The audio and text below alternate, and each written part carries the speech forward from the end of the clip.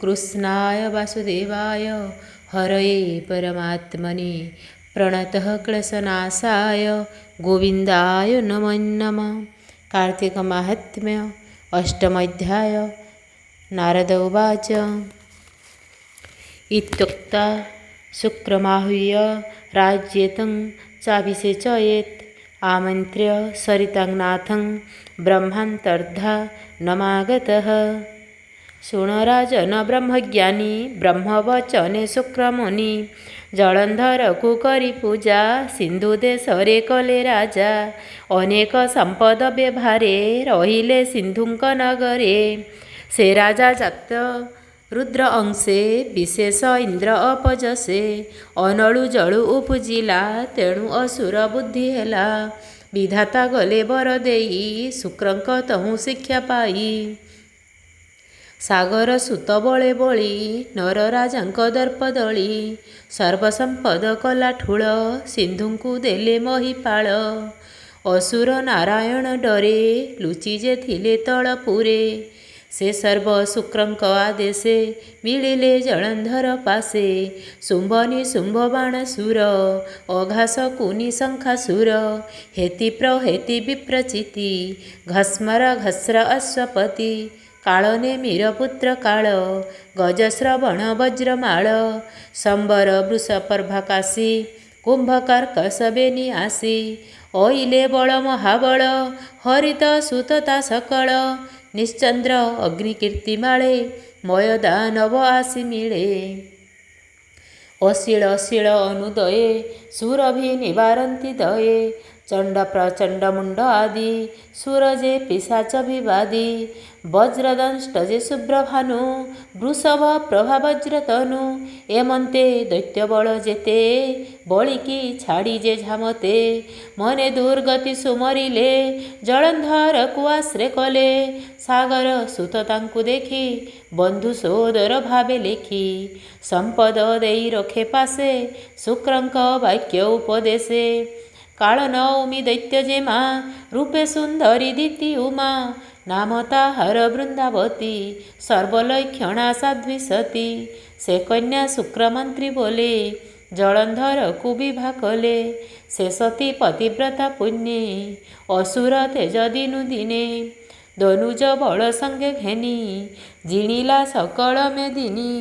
शपथ दीपे चक्रवर्ती होइला सागर संतति। सागर सुत एक दिने विजये संभव आसने। शुक्र सहित दैत्य बळ सन्निधे अछंती सकळ। एमंत राहु महादैत्य पाताळ पुरु उपगत। मिलिला जलंधर आगे निज शरीर बेनि भागे। ताहाकु देखि सिंधुसुत बोलोई एकी विपरीत।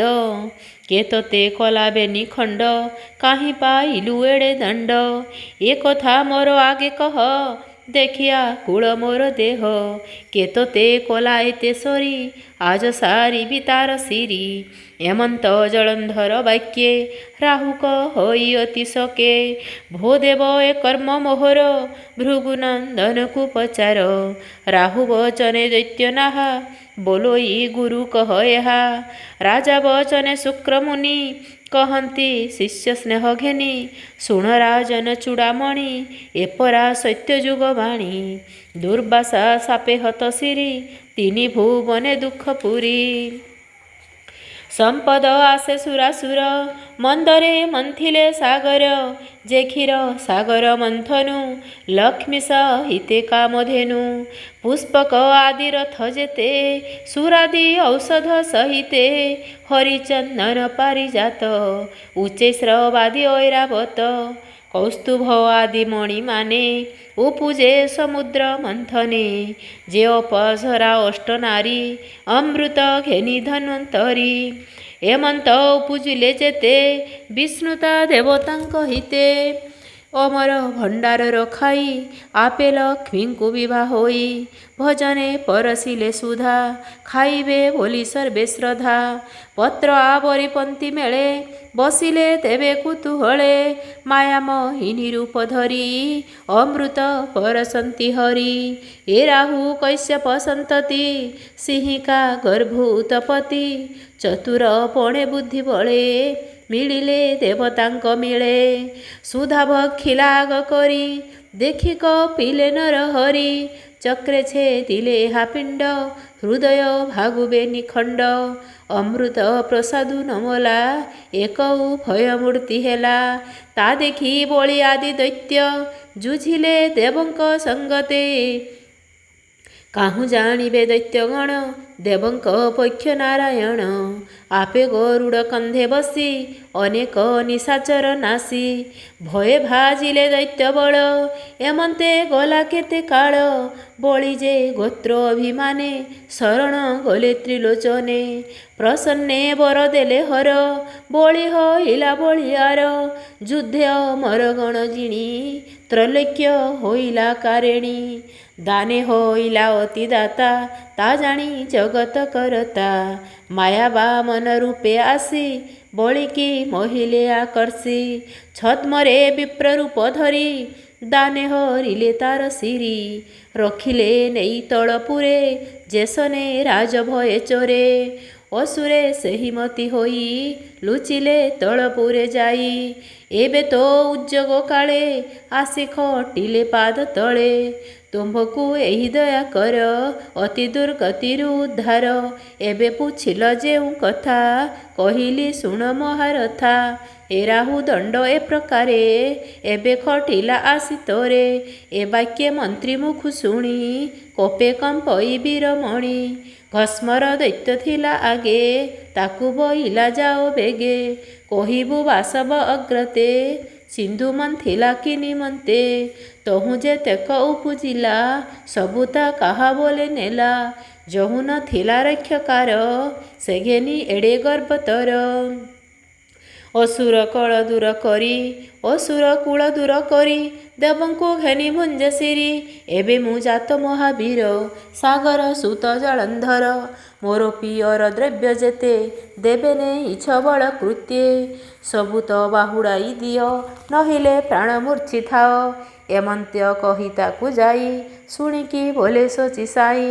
ବୁଝି କରିବା ସିନା ଦ୍ୱନ୍ଦ, ପୂର୍ବେ ଯେ ରୋପିଛନ୍ତି ବାଦ। ଏମନ୍ତ କହି ଦଣ୍ଡଧାରୀ, ରାହୁକୁ ଗୌରବ କରି। ସନ୍ନିଧେ ରଖିଲା ବିଶ୍ୱାସେ, ଘସ୍ମର ଗଲା ସ୍ୱର୍ଗ ଦେଶେ। ପ୍ରବେଶ ହେଲା ସୁର ଆଳେ, ଦ୍ୱାରେ ଯେ ଥିଲେ ଦ୍ୱାରପାଳେ। ତାହାଙ୍କୁ କହି ଦୂତ ବେଗେ, ମିଳିଲା ସୁରପତି ଆଗେ। ଆସ୍ଥାନ ତଳେ ଉଭା ହୋଇ, ବୋଲଇ ଶୁଣ ଶଚୀ ସାଇ। ଘସ୍ମର ନାମ ମୋ ବିଦିତ, ମୁଁ ଜଳନ୍ଧର ରାଜଦୂତ। ସେ ରାଜା ସାଗର ନନ୍ଦନ, ଅଟଇ ବୈରୀ ଗଞ୍ଜନ। ଅଶେଷ ଭୂମଣ୍ଡଳପତି, ବ୍ରହ୍ମା ବଚନେ ଚକ୍ରବର୍ତ୍ତୀ।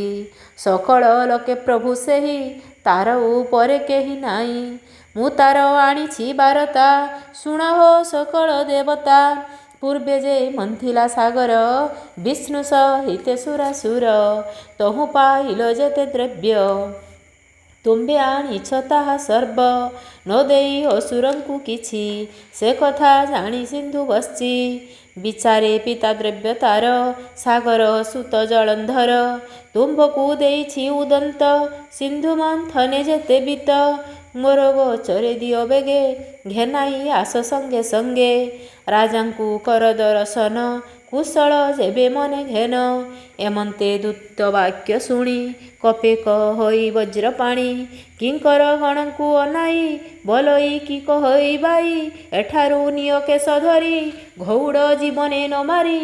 ବାସବ ଆଜ୍ଞା ପରିମାଣେ, ଧାଇଁଲେ ସେ କିଙ୍କର ଗଣେ। ଘସ୍ମର କେଶ ଧରି ନେଲେ, ନଗ୍ର ଉପାନ୍ତେ ଛାଡ଼ି ଦେଲେ।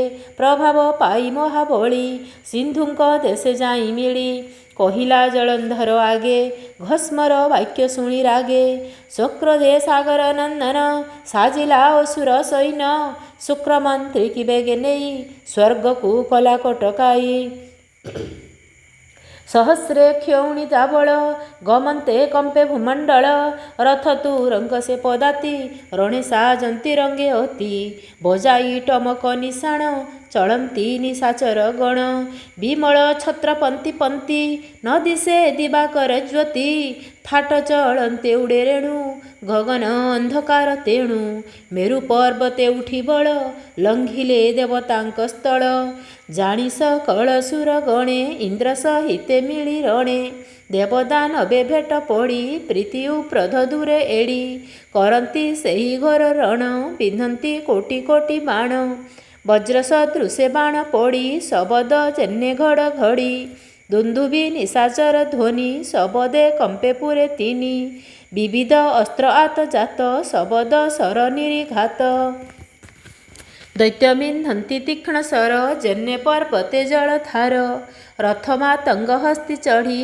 युद्ध करन्ति आग बढ़ी पदाति बल मिशा मिशी जुझन्ति से शस्त्र उपेक्षी कांडकु ठार चक्र काती परिघ भूषंडी सकती गदा गुरु जसूल धरी विचित्र पादगति करी केवसी पत्र करे तोली प्रहार करुछन्ति बळी आड़ती छाड़ती सबुरी के माल युद्धे धरा धरी के पड़ी गड़ी रड़ी छाड़े सबदे गिरी श्रृंग झड़े देवदैत्यंक वीर डाके मेरु कंपई मही संके बेळकु बेळ युद्ध टाण पड़ई अपर्याप्त माण सरबी घाते शिर छिड़ी मोढ़ा उपरे मोढ़ा पड़ी उभय थाटू शिर तुटी कबंध नाचे कोटि कोटि रकत नदी प्राय होई सागर मार्गे बही जाई एमंते दुर्लभ समय बासव संगे जलंधर जेते जुझिला अंग छळे कहिले न सरिब काळे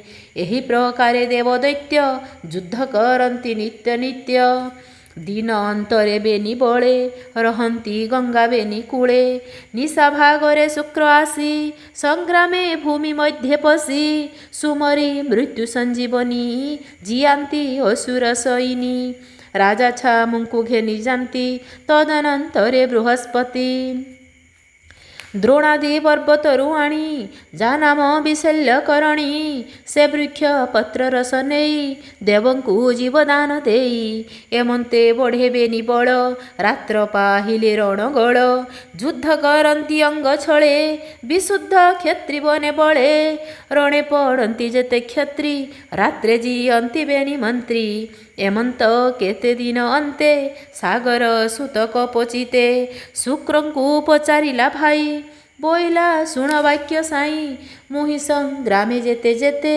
देवंकु संहारोई नित्ये से पुणी आर दिन आसी युद्ध करन्ति रणे पशी केमंते पांति निज देह तुम्भेता किंपाई न कह नृपति वचने संशय शुक्र कहन्ति शुण राय देवंक गुरु बृहस्पति जानती सर्वकर्म रीति से जे देवंक हित पाई द्रोणादि पर्वत को जाई जेउ औषध तही अछि ताहा आणन्ति गुरु बाछि से वृक्ष रसना से देई मृत देवतांकु जियाई ए कथा सत्य रूपमणि आमे निश्चय छु जाणी कहिलु तुम्भर आगर मंत्री एमंत विचार सकल कथा बुझुथिब नृपति पुछिले कहिब तू एबे जानिलु निर्णय विचारी कार्य कर राय मंत्री बदनु एहा शुणी सागर सुत मने गुणी गमन कलानि सकाळे देवशैल भुज बळे उपाड़ी आनिले त्वरिते समुद्रे रखिले गुपते गिरि न देखि बृहस्पति विस्मयी मने विचारन्ति देवंकु नाही आउ गति जहा अर्जिला सुरपति ईश्वर कलाद्रोह क्रम ईश्वरे कलाद्रोह कर्म एबे छाड़िला निश्चय धर्म एते विचारी गुरु चिते कहिले देवंक अग्रते विबुध गण तुम्भे शुण द्रोणादि गिरियांभ प्राण नाना औषध करी जेते अमर पीयूष सहिते गुपते रखिथिली तही मोबिनु न चिन्हन्ति कही एबे असुरे नेले हरि न चिन्हि गिरि आदि करी एबे तो बुद्धि नाही आउ काली सो मारे के बाजिऊ କାଲିସ ମୋରେ କେବା ଜିଉଁ ସାଗର ସୁତ ଜଳନ୍ଧର ଛେଦିବ ସଭିଙ୍କର ଶିର ଏଥିକୁ ନାହିଁ ପରିତ୍ରାଣ ମୋର ବଚନ ଏବେ ଶୁଣ ଉପେକ୍ଷୀ ସ୍ୱର୍ଗପୁର ବାସ ପଳାଇ ଯିବା ସର୍ବେ ଆସ କନକଗିରି ଗୁହାଦିରେ ଗୁପତେ ରହିବା ନିର୍ଭରେ ମନେ ସୁମରି ଶ୍ରୀପତି ଖଣ୍ଡିବା ସକଳ ଦୁର୍ଗତି ଏମନ୍ତେ ଗୁରୁ ଶିକ୍ଷା ପାଇ ସକଳ ଦେବଲୋକେ ଯାଇ କାଞ୍ଚନଗିରି କ୍ରୋଟେ ପଶି ମନେ ସୁମରି ବ୍ରହ୍ମରାଶି ଗୁପତେ ରହିଲେ ନିଶ୍ଚିନ୍ତେ ଦେବଙ୍କୁ ନ ଦେଖି ଦୈତ୍ୟେ ଆନନ୍ଦେ ବିହରନ୍ତି ସ୍ୱର୍ଗେ ସାଗର ସୁତ କର୍ମ ଭୋଗେ ଦେବଙ୍କ ପଣ ଜଣେ ଜଣେ ଆବରି ନିଶାଚର ଗଣେ କାରଣୀ ହେଲେ ତିନି ପୁରେ ଦେବେ ଲୁଚିଲେ ପ୍ରାଣ ଡରେ ବିପତ୍ତି ଖଣ୍ଡିବା ନିମନ୍ତେ ମନନି ବେଶୀ ଲକ୍ଷ୍ମୀ କାନ୍ତେ ଯେ ପ୍ରଭୁ ସର୍ବ ଅନ୍ତର୍ଯ୍ୟାମୀ ଦେବଙ୍କ ଦେବଦେବ ସ୍ୱାମୀ ସକଳ ଲୋକ ପରେ ବାସ ନମୟୀ ମହାଦେବ ଦାସ ଇତି ଶ୍ରୀ ପଦ୍ମପୁରାଣେ उत्तराखण्डे कार्तिक महात्म्ये देवलोके गोपनं नाम अष्टमोऽध्यायः विमस्यापि भङ्गो मुनिरपि मतिभ्रम यदि सुधं असुधं वा मम दोषो न विद्यते।